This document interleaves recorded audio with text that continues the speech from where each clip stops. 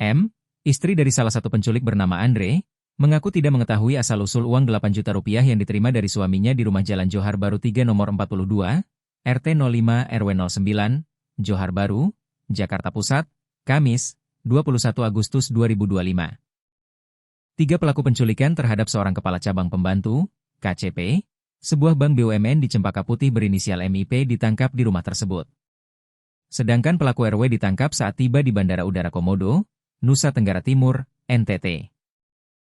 Iya. Entah itu dapatnya dari peristiwa itu, penculikan, atau bukan, masih simpang siur.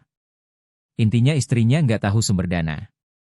Biar polisi saja, ungkap Ketua RW 09 Johar Baru, Rizal, saat ditemui Kompas.com, Sabtu, 23 Agustus 2025. M menerima uang 8 juta rupiah saat Andre baru saja tiba di rumah tersebut pada Kamis pagi. Ia hanya